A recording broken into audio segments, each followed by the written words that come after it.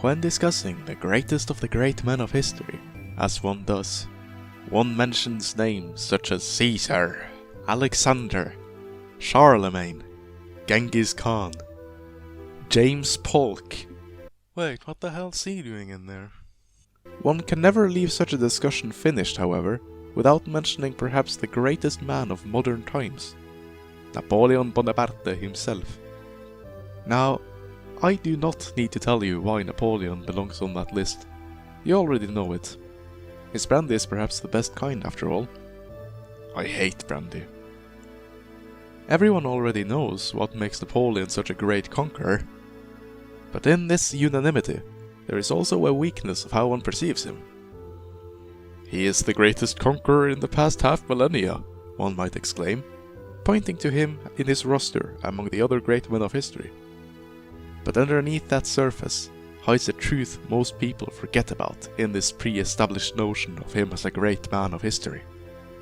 It blinds them. This truth, then, is something I'd like to, nay, something I must get to the bottom of. To see what I mean, one must first look at his roots. Corsica.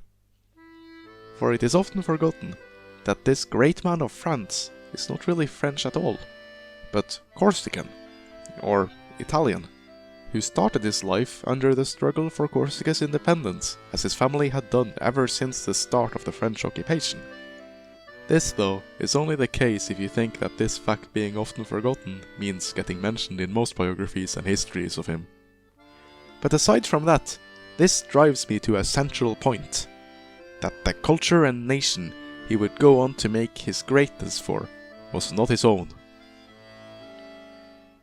For after going to get an education in the military, Napoleon became what one could almost consider a weeaboo, but for the French culture instead. A francophone. Much like that of other modern dictators, like Stalin in Georgia and Hitler in Austria. Now why would they abandon their homelands like that? I don't know, but what I do know is that this makes Napoleon a damned weeb, and that, in other words, Napoleon's true nature was starting to rear its ugly head in college. But that is not the only thing Napoleon did while at the academy. This nature of his came even clearer forth when he started writing in his free time. And what did he write, you may ask? Fanfiction. Specifically, fanfiction about historical figures, Romans and the like, putting both himself and his acquaintances in it, even using some of their real names and letting out frustrations for his friends through writing in his stories, and not just telling them about it up front. Not only this, but Napoleon was famously bad with the ladies. If not outright shunned by the ones he tried approaching, the one who could actually love him back ended up cheating on him multiple times anyways. From this, both his love life and his rather strange, weird, retarded writings, Napoleon's true nature would become even clearer. He was a damned autist. So at the end of the day, Napoleon is just like you and me. A person who struggles both socially, with the ladies, and has some rather weird creative hobbies. This, in fact, almost ended his career prematurely, when first attempting the coup which would get him in charge of the French Directory. He burst out a speech to the political leaders about the necessity for a strong government in this Republican crisis, only to be hurled, abused and thrown out of the room.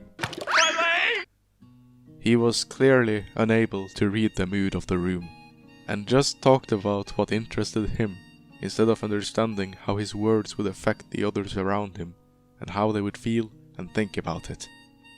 It was only when his brother smooth-talked the political leadership after Napoleon was gone, that Napoleon himself could return to accomplish this coup of his to become the new French primary consul. Wonder where he got that title from. Damn autist. Seeing this clear example, it should be clear to anyone in my corner of the internet that Napoleon is in fact just like you and just like me. How then was he able to become one of the greatest of the greats in history? Man wasn't even born into it, so he couldn't even fall back on that. How then, you may ask? By 2 points really. 1. He applied his autism to real life as well, not just to fiction. And 2. He never let anything stop him from trying. One may scoff at such a simple conclusion at first, but it is undeniable upon further inspection. Using his powers of autism on the real world instead of fiction is by far the most important example here. Most autists these days spend their time online, playing video games, and consuming and making media or contributing to other such niche and specialized interests. And that's all fine. People have many ways of making oneself happy and fulfilling one's autistic needs thusly. But Napoleon saw past this and used his hyperfixations and applied them to the real world to achieve greatness.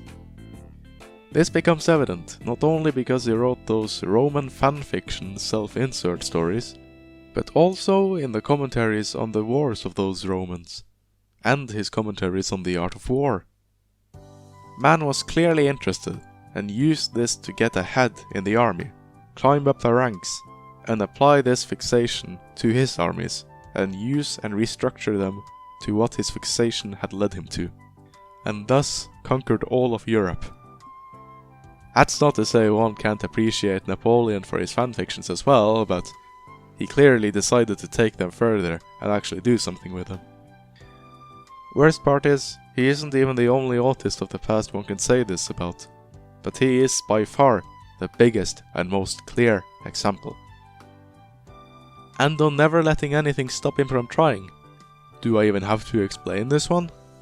If you know anything about him, be it his campaigns, political affiliations, or his love life, you'd know that no matter how successless he was in any pursuit, my man still tried finding a way for himself.